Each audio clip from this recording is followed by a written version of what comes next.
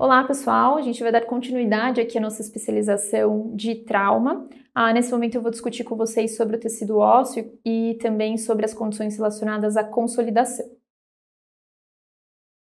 Então, os objetivos dessa aula vai ser a gente relembrar algumas características desse tecido, tanto do ósseo quanto do cartilaginoso, entender a possibilidade e a característica da osteogênese, que é a formação de osso novo. Eu vou discutir um pouco com vocês sobre um conceito muito importante do trauma, que é o complexo fraturário ou doença fraturária, e por fim a gente vai entender e compreender a capacidade de regeneração desses tecidos através da consolidação. Então, como referências, eu estou mantendo aqui o livro do Rockwood e o Hoppenfield e acrescentando alguns livros de biomecânica. Esse primeiro que vocês estão visualizando aí é a Biomecânica Básica, da Katharina Nordin e Viktor Frankl. Esse é um livro excelente para vocês aprofundarem o conhecimento em relação aos tecidos musculoesqueléticos, e também acrescentei aí o Newman, que é um clássico de cinesiologia. Como conteúdo programado, a gente vai começar falando do tecido ósseo e brevemente do tecido cartilaginoso. A gente vai falar sobre a doença fraturária e, por fim, sobre a consolidação. Então, para a gente relembrar aí as características histológicas do tecido ósseo, a gente tem 3 células que trabalham aí de forma continuada durante toda a vida, né? Então, a gente tem primeiro, fazendo parte da camada osteogênica, que é a produção de osso novo, os osteoblastos, que são células que são responsáveis pela matriz óssea, pela produção de osso novo, e os osteócitos, que é a célula madura do osteoblasto, né? Que é a célula ali já mineralizada. Essa célula tem um potencial de envelhecimento e necrose, então a gente tem uma outra célula, uma terceira célula, que é uma célula multinucleada, que é o osteoclasto, que tem a condição ali de reabsorver esse osso necrosado, esse osso mais, digamos assim, velho, né? Então toda essa produção, a soma dessas 3 células e o trabalho que elas realizam de formação de osso novo, osso maduro e a reabsorção do osso que ficou mais velho, necrosado, enfim, essa condição ela acontece de forma continuada durante toda a vida. Então, só para exemplificar mais aqui para vocês, a gente está vendo ampliado aí uma imagem de um endósteo e a lamela, para a gente observar a disposição dessas células em relação ao tecido propriamente dito. Então, ao redor, aí um pouco mais claro, a gente tem a disposição da camada osteogênica, né, que são os osteoblastos formando osso novo. Por dentro a gente tem as células mais alargadas, que são os osteócitos, e essas células multinucleadas que fazem a reabsorção desse osso, que são os osteoclastos. Então tá aí à disposição para vocês relembrarem um pouco. Lembrando que para que aconteça de forma adequada e íntegra todo esse processo, é extremamente importante que você tenha nutrientes sendo enviados para esse tecido. E esses nutrientes eles são enviados a partir da artéria nutrícia ou artéria nutridora, que ela vai estar envolvendo aí toda a região do periósteo e adentrando aí aos canalículos do osso até a região mais interna, que é o endósteo. Lembrando que a vascularização maior do osso está realmente na região mais interna, no endósteo, né? Que inclusive é uma das características do tecido ósseo, a formação hematopoética, que é a formação de osso novo, e isso acontece ali na região mais interna propriamente dita.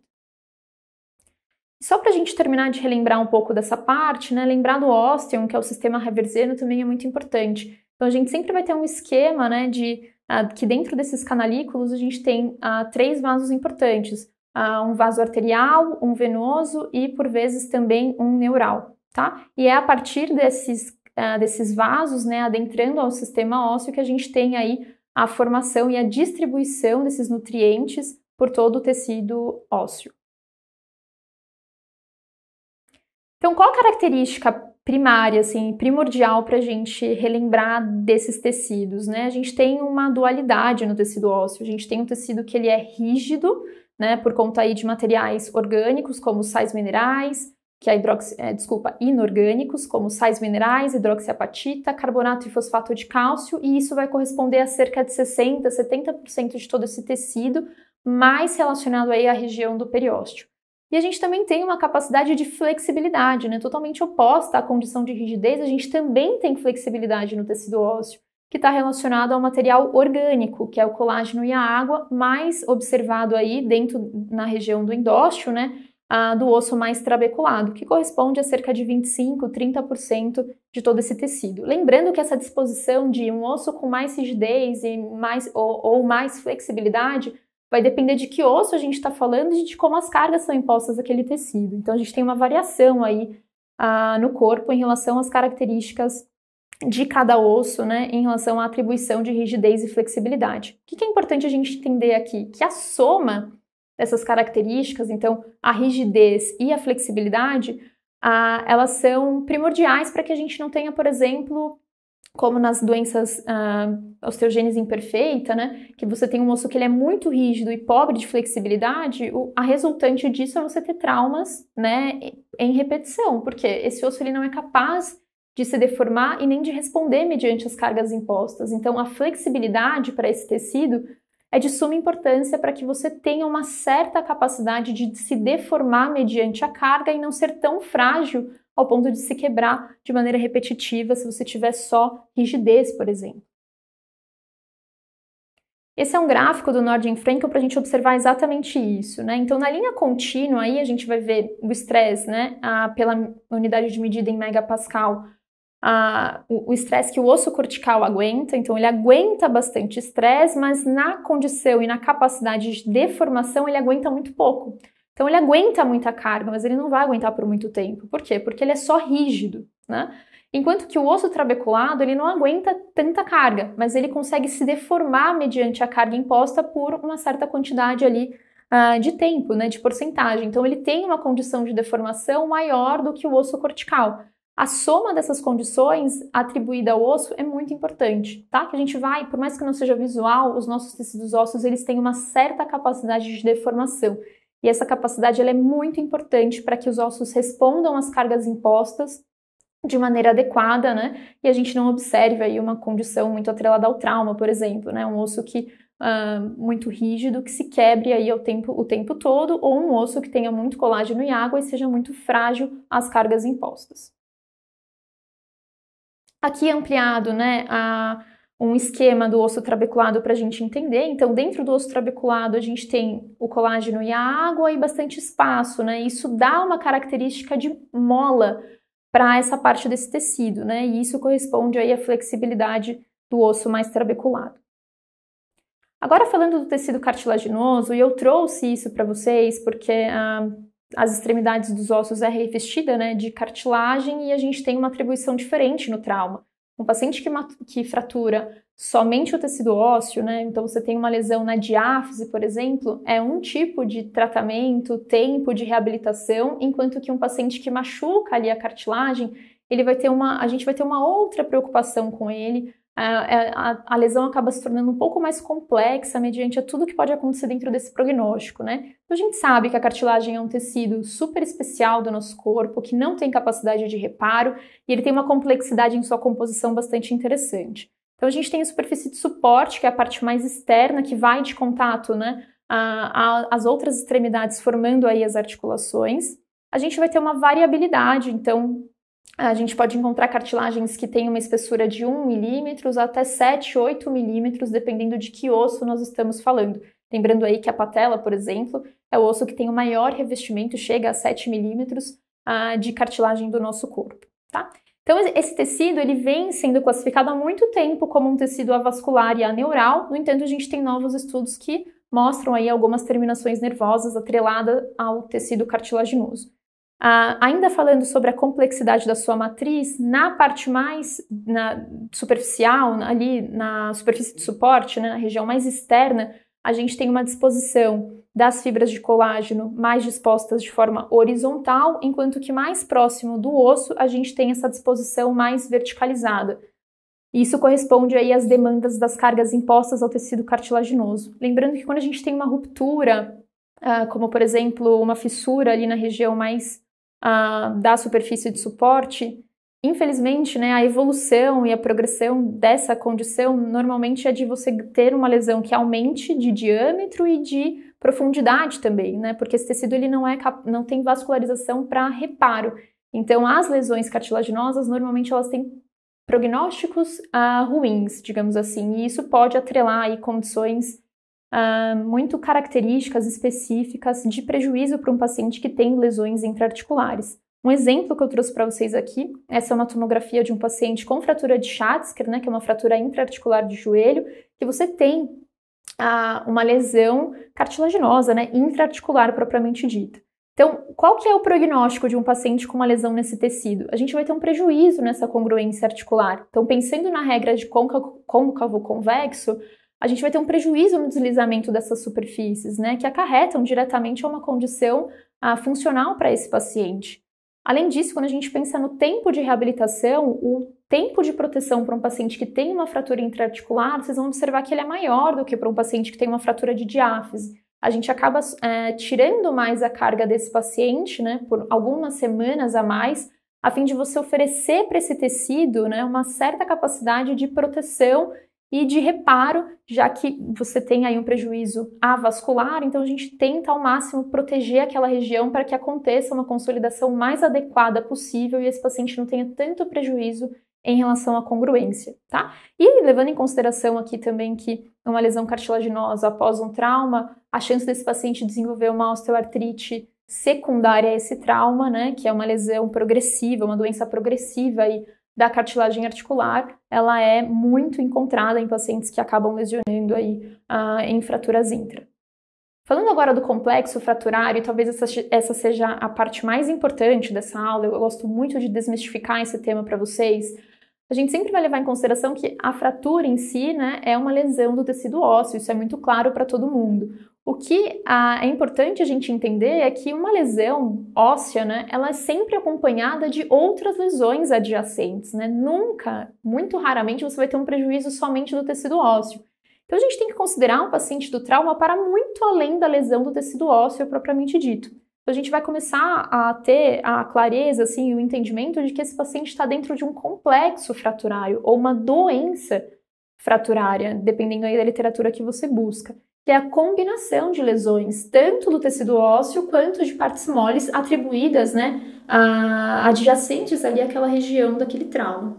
Então, a gente vai observar, além do tecido ósseo, edema, a gente vai encontrar hipotrofia ou lesão muscular, lesão vascular, às vezes derme, epiderme para as fraturas abertas, lesões de vasos importantes, arteriais, venosos, neurais.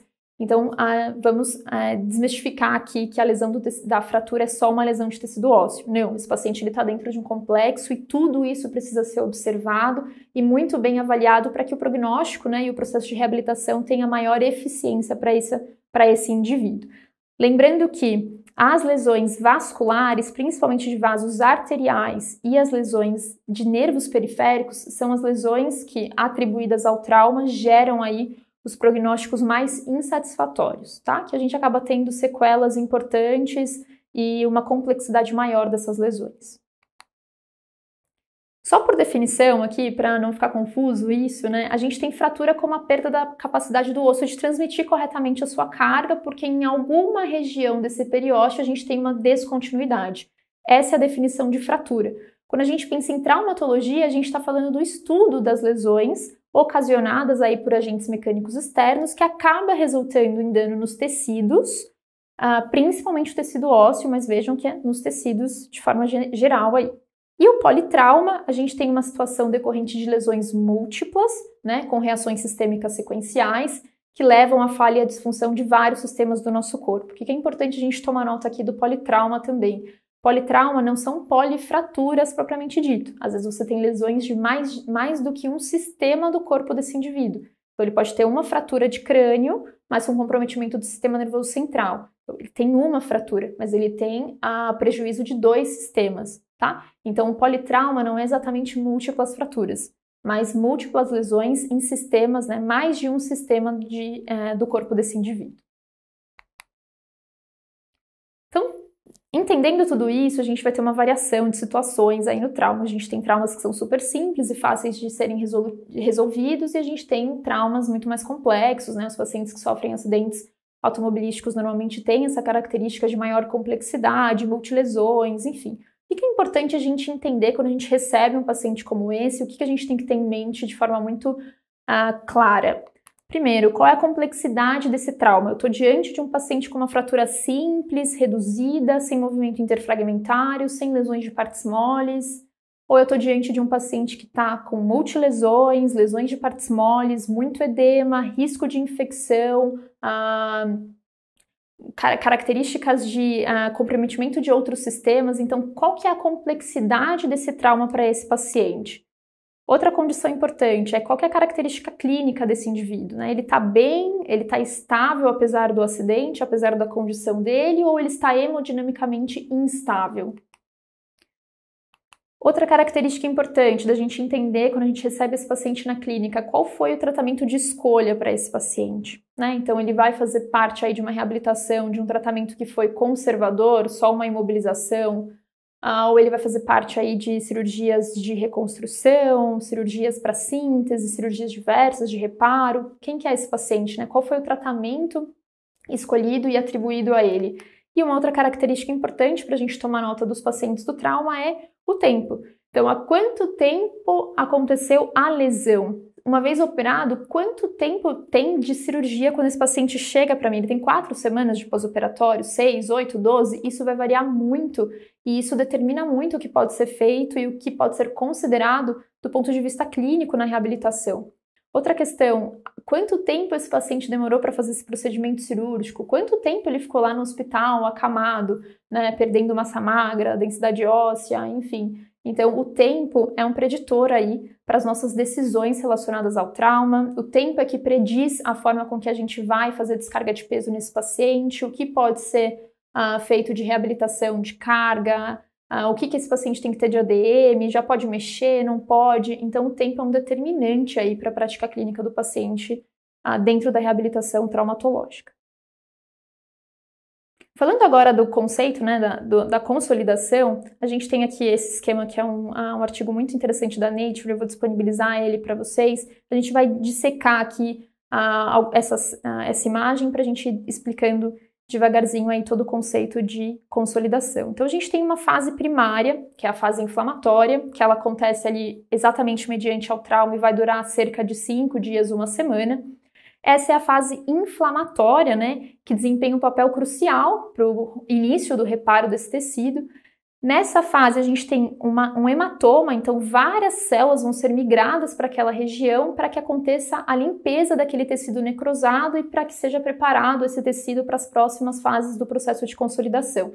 Então, nesse momento, a gente vai ter um acúmulo de células, né, que são os neutrófilos, os linfócitos do tipo B e T, as interleucinas e os colágeno do tipo 1 e 2. Então, a gente tem a migração dessas células para aquela região do hematoma de fratura, a fim ali de que o tecido necrosado seja retirado para que as próximas fases desse processo possam acontecer. Então, depois a gente tem a fase que a gente chama de reparativa, que ela vai durar aí de semanas até meses. Nessa fase, a gente tem o início da formação de um osso, né, a partir do calo, que é um osso a priori imaturo, né, ele não é capaz de suportar cargas impostas, mas que aquele processo de reparo, né, e a união daqueles fragmentos, elas já estão acontecendo. Aqui, as células mais importantes que agem nessa fase são os condroblastos e os fibroblastos. E por fim, a gente tem uma fase de remodelação. Então, aquele calo que a priori ele é imaturo, né, com muita capacidade elástica, muito mais capacidade elástica do que uma característica de rigidez, ele passa a ser remodelado para um osso realmente compacto, maduro, mineralizado, e esse osso começa até a ganhar ali uma aparência, né, de como ele era antes mesmo daquela lesão, né, por isso a fase de remodelação. Essa fase ela vai durar aí de meses, pode até durar anos, mais de 1 ano, e a gente passa a não encontrar mais a fratura num exame radiográfico, e aqui a gente tem já a atividade celular do tecido ósseo, propriamente dito, como a gente estava discutindo, que é a reorganização ali através da osteogênese, né, osteoblastos trabalhando para mineralizar aquele osso e os osteoclastos ali fazendo a reabsorção do tecido ósseo.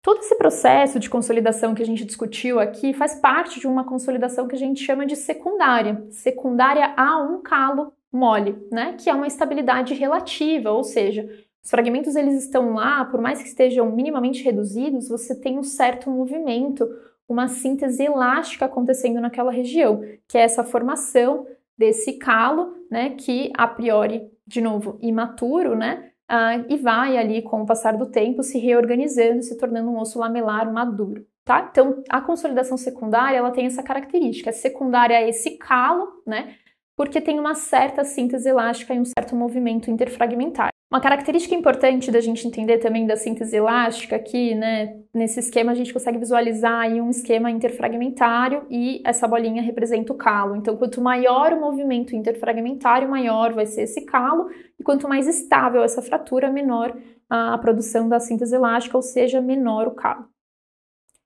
Um outro tipo de consolidação que a gente encontra também é a consolidação do tipo primária, né? A característica da consolidação primária é que você tem uma redução perfeita, né, ali entre os fragmentos daquela fratura, um contato muito acentuado e correto ali da redução dessa fratura, então você vai ter uma consolidação que acontece por ponte óssea de forma direta, né? Então as células vão trabalhar ali produzindo e fechando aquela linha de fratura de forma adequada, sem que haja formação de calo, tá? Para que aconteça a consolidação do tipo primária, a gente tem que ter ali uma estabilidade absoluta, que é a união desses fragmentos, e uma síntese, né, para segurar e comprimir aí a redução. Então, diferenciando, né, a consolidação do tipo primária e secundária, a gente chama de consolidação do tipo primária por primeira intenção, ponte óssea direta, e a secundária por segunda intenção, formação de calo. A estabilidade para a primária ela tem que ser absoluta, então a gente só vai encontrar consolidação primária através de cirurgias, né, normalmente aí placa e parafuso. E a secundária é uma estabilidade relativa. Você pode encontrar o paciente que tem alguma cirurgia, como a gente vai ver mais para frente isso, mas ele passou por um procedimento cirúrgico, mas vai ter um certo movimento ali entre os fragmentos daquela fratura. Então, essa estabilidade ela é relativa. Por mais que você tenha uma síntese segurando, você ainda tem um certo movimento ali que vai fazer essa síntese ser elástica. A redução para consolidação do tipo primária é uma redução absoluta, ou seja, você tem um encaixe perfeito daqueles fragmentos. Já para secundária também é relativa, você não vai comprimir e nem ter essa redução extremamente adequada daqueles fragmentos, tá? A compressão ela acontece na consolidação do tipo primária e ela não acontece na condição do tipo secundária. Você não tem movimento na consolidação primária, você tem um certo movimento na secundária e o tempo de proteção para a primária é maior e na secundária você tem ali a possibilidade de oferecer carga para o paciente mais rapidamente, tá? Então, essa condição de consolidação permite uma certa carga ser disposta aí, que inclusive vai ajudar bastante ao processo de consolidação desse indivíduo, enquanto que o paciente que faz essa redução absoluta, com compressão dos fragmentos através de síntese, a gente acaba protegendo um pouco mais esse tipo de procedimento cirúrgico, então a gente segura mais as cargas impostas ao paciente da consolidação do tipo primária. Falando de consolidação, a gente tem alguns princípios que foram ditos aí pela O Foundation. Então, a O, pessoal, é uma organização da Suíça que estuda o trauma há bastante tempo, e o principal objetivo da O foi organizar a forma com que os traumas eram descritos na literatura e também melhorar a capacitação dos profissionais que trabalham com isso, tá? Então, a O, ela descreveu os princípios para que o paciente tenha bom prognóstico dentro de um trauma ortopédico. São 4 esses princípios: a redução anatômica dos fragmentos, a fixação rígida, preservação da vascularização e a mobilização precoce.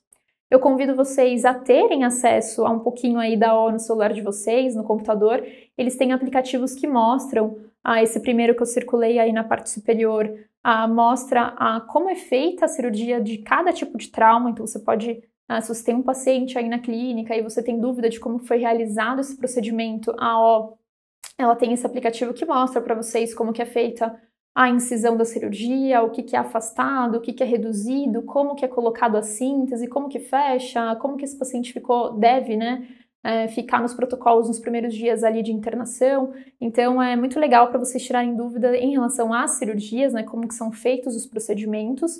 E esse outro aplicativo da fileira de baixo aí, a gente tem a classificação universal, de fraturas que foi descrita pela AO. Então, se você tem dúvida de que tipo de fratura que o seu paciente teve, a classificação pode te ajudar em relação a isso.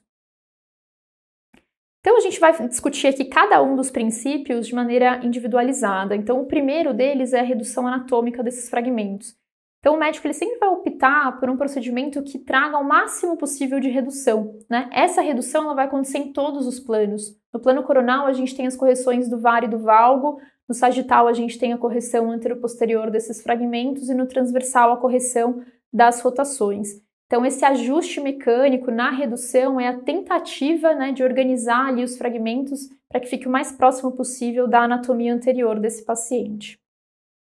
Falando da fixação, a gente tem a fixação, para que isso seja possível, essa redução perfeita, normalmente a fixação rígida, ela vai oferecer isso de forma mais adequada no momento do procedimento cirúrgico, né? Que você, além de reduzir, você consegue comprimir de forma adequada e deixar ali tudo bem alocado, sem movimento durante o procedimento. No entanto, pessoal, os pacientes que não fazem fixações rígidas absolutas, eles não têm prejuízo em relação ao prognóstico, tá? Então não tem aqui a melhor fixação é sempre absoluta, não. A gente usa muito o conceito de strain, né, que é o conceito do calo mole, para oferecer para o paciente um tipo específico de consolidação. Então, se o cirurgião ele quer oferecer uma descarga de peso mais precoce para aquele indivíduo, para aquele paciente, a fixação relativa ela é uma escolha segura e que oferece aí uma boa condição prognóstica para o paciente. Acho que um dos princípios mais importantes, né, para serem considerados no trauma é a preservação da vascularização. Então, a gente sabe que se o paciente tem um prejuízo arterial naquele trauma, a gente vai ter sérios problemas para observar a consolidação adequada ali daquele segmento. Então, a forma de observar a consolidação dos tecidos está realmente atrelada à forma com que esse segmento, esse trauma, vai receber nutrientes para que seja possível esse processo. Então, pacientes que têm lesões arteriais graves, o prognóstico normalmente é muito ruim, né, de necrose mesmo. A gente tem aí desperiodização, desvitalização e a necrose óssea como danos atrelados ao prejuízo da vascularização. Então, um princípio fundamental aí para o reparo do tecido do paciente é escolher, né, a forma mais segura possível de preservar a vascularização desse paciente aí no procedimento. E por fim, né, que diz muito respeito à reabilitação fisioterapêutica, é muito importante que esse paciente receba um tratamento em que seja possível mobilizá-lo o mais rápido possível, né? Então, a gente vai devolver aí condições de funcionalidade, tomar cuidado com as articulações adjacentes relacionadas a esse trauma e evitar aí muitos danos como síndrome do imobilismo, as osteopenias, hipercalcemia, as contraturas artrogênicas e musculares pelo desuso, né? Pela condição ali do imobilismo desse paciente. Então, os procedimentos que geram essa possibilidade da gente poder rapidamente gerar e levar esse paciente para a função, eles têm prognósticos melhores, mais facilitados aí para devolver a função desses indivíduos. Então, em resumo, aqui nós relembramos brevemente a histologia, né, do tecido ósseo, do processo de consolidação. A gente entendeu as características aí do complexo fraturário ou doença fraturária, né? Talvez esse seja a grande cereja do bolo aqui dessa aula, a parte mais importante. E a gente observou como que acontece aí o processo de consolidação e os princípios da AO para bom prognóstico desses pacientes, tá? Eu finalizo aqui essa aula com vocês, espero que vocês estejam aproveitando e até a próxima.